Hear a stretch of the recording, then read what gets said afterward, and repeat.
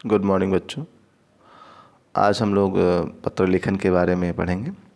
पत्र लेखन एक ऐसा माध्यम जिसके द्वारा हम दूरस्थ व्यक्तियों की भावनाओं को एक दूसरे तक पहुंचा सकते हैं और उन दोनों के बीच आत्मिक संबंध स्थापित करने का जो कार्य है वो पत्र लेखन के माध्यम से होता है।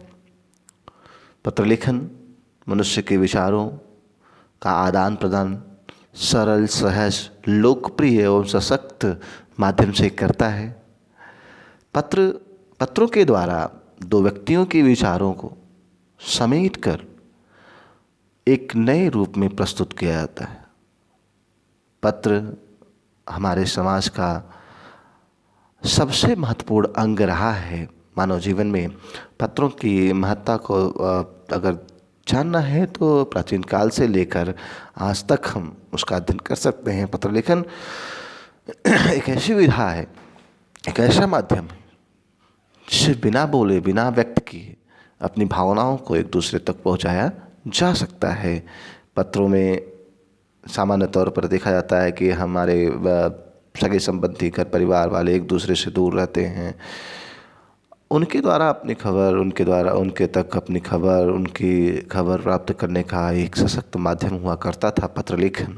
आज के दौर में जब अनेकों प्रकार के सोशल नेटवर्किंग साइट्स का आविष्कार होने के बाद पत्र लेखन की महत्व आज भी बरकरार है और कुछ हद तक कम हुआ, व्यक्तिगत जीवन में कम हुआ, लेकिन सामाजिक जीवन और एक रूप से कहें कि जो भी उसकी महत्ता है उसको कम नहीं किया जा सका है।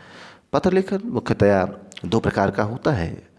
एक अनौपचारिक पत्र लेखन जिसे हम इनफॉर्मल लेटर कहते हैं, और एक औपचारिक पत्र लेखन जो है फॉर्मल लेटर।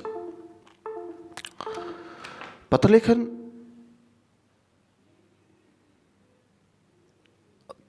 अनौपचारिक पत्र लेखन यानी व्यक्तिगत और सामाजिक पत्र लेखन। जब हम आप अपने घर परिवार के अनौपचारिक पत्र लेखन में हम अपने परिवार के सदस्यों, मित्रों और प्रियजनों को शामिल करते हैं। इसमें हम अपने हृदय की बात शब्दों के माध्यम से एक दूसरे तक पहुंचाते हैं और इसका महत्व बहुत अधिक है क्योंकि हम इसका प्रयोग सामान्य तौर पर खुशी होने पर, दुखी होने पर, शोक, निमंत्रण, अन्य चीज़ों में भेजते हैं। जैसे शादी विवाह, निमंत्रण पत्र या किसी भी प्रकार की खुशी के लिए हम इस प्रकार के पत्रों का प्रयोग करते हैं। इसके अंतर्गत निजी पत्र आते हैं।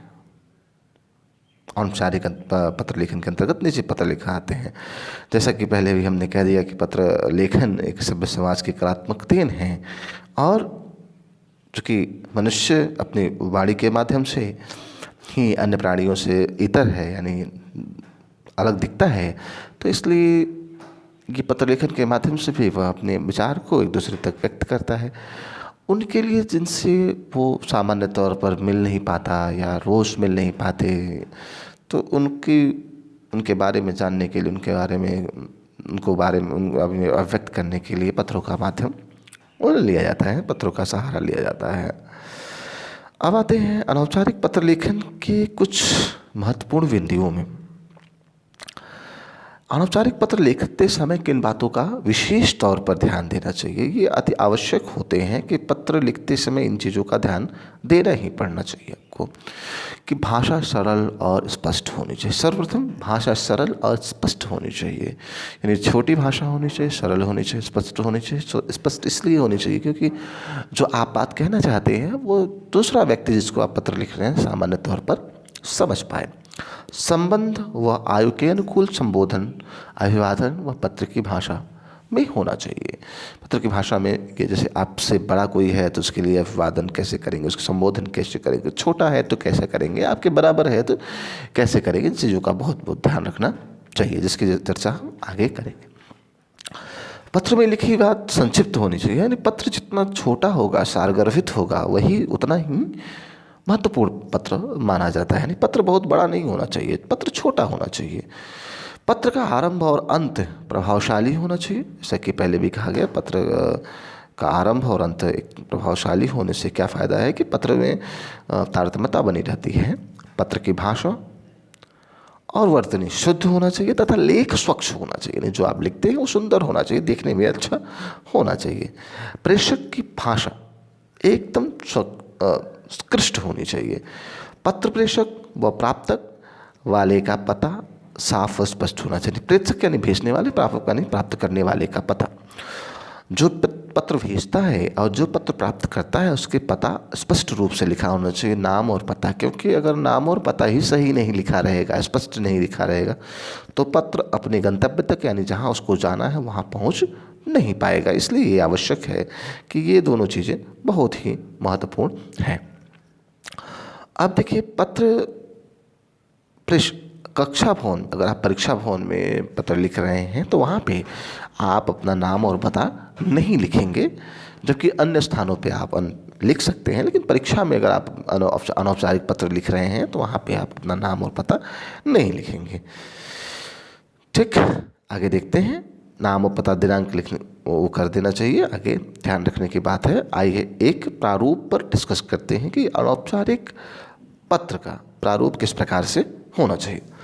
सबसे पहले प्रेषक का पता। प्रेषक यानी भेजने वाले, अर्थात आप। अगर आपने किसी को पत्र लिखा या हमने किसी को पत्र लिखा तो हम होंगे प्रेषक।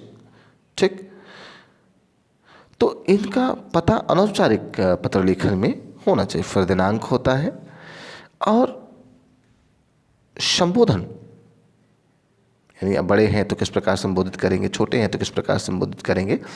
फिर अभिवादन, यानी आप उनको प्रणाम करेंगे, नमस्कार करेंगे। पहला अनुच्छेद, यानी पहला जो पैराग्राफ होगा या पहला जो वाक्य पंक्ति होंगी, उसमें आप उनके बारे में, उनके कुशल क्षेम के बारे में पूछें, यानी उनके वो कैसे हैं, उनके स्वास्थ्य के बारे में, उनके कुशल कामना के बारे में पूछेंगे। दूसरा अनुच्छेद होगा कि जिस विषय में पत्र लिखा जाएगा, यानी विषय, यानी विषय वस्तु, पत्र का विषय वस्तु, किस विषय में आपने पत्र उनको लिखा है। तीसरा अनुच्छेद होगा पत्र समाप्ति, यानी आपने पत्र को समाप्त करना है। कैसे समाप्त करना है आप जानते हैं कि पत्र को समाप्त भी उसी प्रकार से करना है। यानी पत्र समाप्ति के बाद प्राप्तक के साथ आपका संबंध, यानी जिसको आपने पत्र लिखा है उसके साथ आपका क्या संबंध है, और आप प्रेषक का नाम, अपना नाम। ठीक, ये आप उसमें लिखेंगे। फिर हम आते हैं और अनौपचारिक पत्र लेखन में जो अभिवादन किस प्रकार से हम लोग करते हैं। देखिए, अनौपचारिक पत्र लेखन में जैसे आपसे बड़े हैं, जो आपसे बड़े हैं उनसे किस प्रकार से आप अभिवादन उनका करते हैं, तो ये जानना बहुत ज़रूरी है। बड़े हैं तो प्रशस्ति में, यानी सबसे पहले जो है वो लिखेंगे आप आदरणीय, पूजनीय, पूज्य या श्रद्धेय। अभिवादन उनको करेंगे, सादर प्रणाम, सादर चरण स्पर्श आदि। नमस्कार, अगर आपके बराबर हैं तो नमस्कार। या समाप्ति कैसे करें, आपका बेटा, पोता, नाती, जो भी आपका संबंध उनके साथ होगा। उनसे छोटे, अपने से छोटे लोगों को जब आप पत्र लिखते हैं तो क्या लिखेंगे प्रशस्ति में, प्रिय चिरंजीव, प्यारे, प्रिय मित्र। अभिवादन कैसे करेंगे, मधुर स्मृति, सदा खुश रहो, सुखी रहो, आशीर्वाद। समाप्ति तुम्हारा, वहीं फिर लास्ट में आता है कि जो भी उस व्यक्ति के साथ आपके संबंध हो वही आप लिखेंगे। ये बड़ा महत्वपूर्ण है, इस पर ध्यान देने की आवश्यकता भी है। फिर हम आते हैं औपचारिक पत्र लेखन। औपचारिक पत्र लेखन जिसका प्रयोग स्कूल, विद्यालयों, महाविद्यालयों और पदाधिकारियों, कर्मचारियों, सरकारी ऑफिसर्स, ग्राहक, पुस्तक विक्रेता, संपादक, यानी पत्र संपादक आदि के लिए प्रयोग किया जाता है। तो जैसे प्रार्थना पत्र आप जब लिखते हैं तो वो आप किसके लिए लिखते हैं, आप सामान्यतः तो अपने प्रधानाचार्य को प्रार्थना पत्र लिखते हैं, हाँ, किसी चीज़ के लिए या आपकी जो भी समस्या रहती है उसके लिए। एक दूसरा होता है संपादकीय पत्र। संपादकीय पत्र यानी एडिटोरियल लेटर, ये लिखा जाता है समाचार पत्रों के संपादकों को कि आपके समस्या क्या है, आपके मोहल्ले में समस्या, बिजली, पानी, लाइट या किसी प्रकार की सुरक्षा व्यवस्था को लेकर समस्या, चोरी डकैती को लेकर समस्या, जो भी प्रकार की समस्या हो उसको आप लिखित करते हैं और समाचार पत्र संपादक को भेजते हैं कि इस पत्र के माध्यम से इसे अपने पत्र में शामिल करें और जिससे सूचना समाज तक पहुंच सके। एक होता है कार्यालय लेटर, यानी कार्यालय में लेटर। कार्यालय लेटर सरकारी ऑफिसर्स, सरकारी कार्यालय, सरकारी अधिकारियों, विभाग को जो पत्र लिखा जाता है उसे कार्यालय लेटर कहते हैं। यानी किसी भी प्रकार के ऑफिस के लिए, किसी भी प्रकार के कार्यालय के लिए अगर पत्र लिखा जाएगा तो कार्यालय लेटर के नाम के से अंतर्गत आता है। फिर होता है व्यावसायिक पत्र, यानी बिजनेस लेटर। जब आप किसी प्रकार का व्यवसाय करते हैं, किसी कंपनी, किसी दुकान, किसी व्यापारी के साथ, तो उसे कहते हैं व्यावसायिक पत्र। और उसमें जो आदान प्रदान होते रहते हैं पैसे को लेकर, सामान को लेकर, तो उसके संबंध में जब पत्र लिखा जाएगा तो उसे व्यावसायिक पत्र कहते हैं। अब इन पत्रों के अंतर्गत आप थोड़ा सा ध्यान देंगे कि इसके क्या ध्यान देने की आवश्यकता है औपचारिक पत्र लेखन करते समय। तो सबसे बड़ी बात होती है औपचारिक पत्र लेखन के अंतर्गत नियमों से बंधे होते हैं। ये पत्र लेखन नियमों के अंतर्गत होते हैं, जबकि आपने देखा कि अनौपचारिक पत्र लेखन के अंतर्गत कोई भी किसी भी प्रकार के नियम की आवश्यकता नहीं होती है। दूसरा है, इस प्रकार के पत्रों में नपी तुली भाषा का प्रयोग होना चाहिए, यानी भाषा एक नपी तुली होनी चाहिए। किसी भी अनर्गल या असंबंधित भाषा का प्रयोग नहीं होना चाहिए। इसमें अनावश्यक बातों का प्रयोग नहीं होना चाहिए।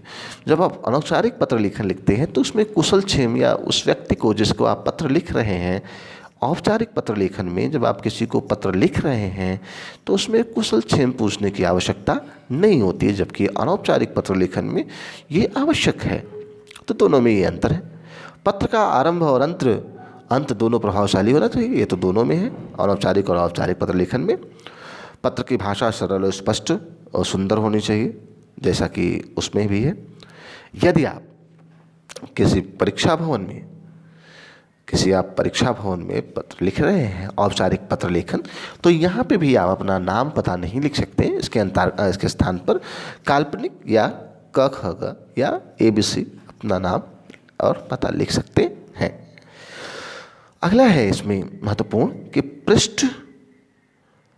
पत्र पृष्ठ के बाएं ओर हाशिए पर मार्जिन लेकर चलें। पत्र को एक पृष्ठ पर लिखने का प्रयास करना चाहिए ताकि तारतम्यता बनी रहे। सबसे महत्वपूर्ण किसी पत्र का अगर अंग है तो वो है कि पत्र एक ही पृष्ठ पर लिखा जाना चाहिए। पत्र को, जिससे कि पत्र की सुंदरता बनी रहती है। पत्र में जो संदेश होता है वो बड़े आसानी से प्राप्तक के पास पहुंच जाता है। प्रधानाचार्य को पत्र लिखते समय प्रेषक के स्थान पर अपना नाम, कक्षा व दिनांक लिखना चाहिए। अगर आप परीक्षा में पत्र नहीं लिख रहे हैं, परीक्षा के बाहर जब भी आप प्रधानाचार्य को पत्र लिखेंगे तो हाँ अपना नाम, पता, कक्षा जरूर लिखेंगे। लेकिन अगर वही पत्र आप परीक्षा के दौरान प्रधानाचार्य को लिख रहे हैं तो वहाँ पे आप इसका प्रयोग नहीं करेंगे। अब देखिए, औपचारिक पत्र लेखन जब आप करते हैं तो उसमें उन चीज़ों का और बहुत ध्यान रखना होता है कि जैसे कि पत्र प्राप्तक व पदनाम का पता, यानी जैसे आप पत्र भेज रहे हैं उसका नाम, पता और किस पद पर है उस कार्यालय या उस जगह पे जो भी जहाँ भी वो कार्य कर रहे हैं, जिनको आप पत्र भेज रहे हैं, तो इन चीज़ों का बहुत ध्यान रखना आवश्यक है। विषय जिसके बारे में पत्र लिखा गया उसे केवल एक विषय वस्तु लिखना। औपचारिक पत्र लेखन में विषय वस्तु बहुत ही आवश्यक है। संबोधन से पत्र लिखा जा रहा है, यानी देखिए औपचारिक पत्र लेखन में आप कुछ सीमित संबोधनों का प्रयोग कर सकते हैं, जैसे माननीय, महोदय, श्रीमान।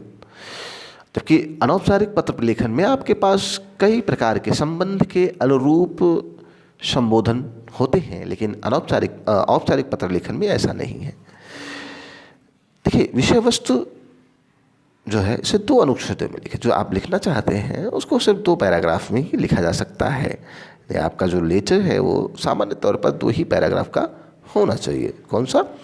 अनौपचारिक पत्र लेखन, जबकि औपचारिक 3 अनुच्छेद का हो सकता है। देखिए, औपचारिक पत्र लेखन में जब पहले अनुच्छेद क्या होता है, अपनी समस्या के बारे में लिखिए, पहला अनुच्छेद अपनी समस्या के बारे में लिखें और दूसरा अनुच्छेद आप उनसे क्या अपेक्षा रखते हैं तथा उस समस्या का समाधान किस प्रकार से किया जा सकता है या कैसे उस समस्या से निजात पाया जाए उसके बारे में लिखेंगे। और फिर उसके बाद धन्यवाद और समाप्ति करते हैं। नीचे लिखते हैं हस्ताक्षर, अपना हस्ताक्षर, नाम, यानी आपने लिखा है तो आपने अपना हस्ताक्षर और संबंध क्या, भवदीय यानी आपका भवदीय, नीचे हस्ताक्षर आप नाम और एड्रेस लिखते हैं, आवश्यक होता है। प्रेषक का पता शहर मोहल्ला पिन कोड के साथ होना आवश्यक है और साथ ही साथ दिन भी आवश्यक है। देखिए, एक पत्र के प्रारूप के बारे में डिस्कस कर लेते हैं। औपचारिक पत्र लेखन का प्रारूप कैसा होता है। तो प्रधानाचार्य को मान लीजिए आप पत्र लिखते हैं, बच्चे हैं, अच्छा, तो प्रधानाचार्य को आप पत्र लिख रहे हैं तो सबसे पहले लिखेंगे प्रधानाचार्य, विद्यालय का नाम व पता, जैसा कि मैंने पहले ही बताया विद्यालय का नाम व पता होना ज़रूरी है। फिर क्या लिखेंगे कि पत्र का विषय क्या है, विषय यानी पत्र लिखने का कारण, विषय लिखकर यहाँ लिखेंगे आप। जैसे लिखेंगे यहाँ पे लिख सकते हैं कि छुट्टी के लिए या जो भी आपकी इच्छा हो उसके लिए आप पत्र लिख सकते हैं। माननीय महोदय या श्रीमान प्रधानाचार्य, जो भी आप लिख सकते हैं। पहला अनुच्छेद यानी जो आप छुट्टी क्यों लेना चाहते हैं, और दूसरा अनुच्छेद कि आप छुट्टी देंगे तो बड़ी कृपा होगी, मैं अपना काम या मैं ऐसा कर सकता हूँ। जो भी आपका आज्ञाकारी शिष्य, आपने देखे यहाँ क ख ग लिखा, लेकिन यहाँ पे आपको इन जगह पे आपको अपना नाम लिखना, अपना नाम जो भी आपका नाम हो वो आप लिखेंगे, क्योंकि ये एक प्रकार का पत्र तो है लेकिन पहचान नहीं छिपाई जा सकती, क्योंकि आपने इसको अगर परीक्षा भवन से बाहर लिखा है तो आप नाम लिखेंगे और परीक्षा भवन में लिखा है तो क ख ग ही लिखेंगे, कक्षा और दिनांक। तो ये दो आवश्यक है। व्यावसायिक पत्र लेखक में आप देख लीजिए कि एक व्यावसायिक पत्र लेखन का प्रारूप देखते हैं। प्रेषक का पता, दिनांक, प्राप्त, देखिए प्रेषक का पता और पत्र प्राप्तक का पदनाम, यानी किसने भेजा, फिर दिनांक और फिर आप यहाँ लिखते हैं पत्र प्राप्तक का पदनाम, यानी जिसको दिया जा रहा है उसका क्या नाम है, यानी प्राप्त करने वाले का नाम क्या है, पदनाम क्या है, किस पोस्ट पर है, उसका पता क्या है, और पत्र लिखने का विषय क्या है। सबसे महत्वपूर्ण विषय जिस पर आपको कार्य करना है कि पत्र लिखने का विषय क्या होगा, महोदय, और वही पहला अनुच्छेद और दूसरा अनुच्छेद। तो पहले अनुच्छेद में आप लिखेंगे कि आपकी समस्या क्या है और दूसरे अनुच्छेद में है कि उस व्यक्ति से आप क्या आशय रखते हैं, क्या आशा रखते हैं, वो किस प्रकार से आपकी समस्याओं का समाधान करे।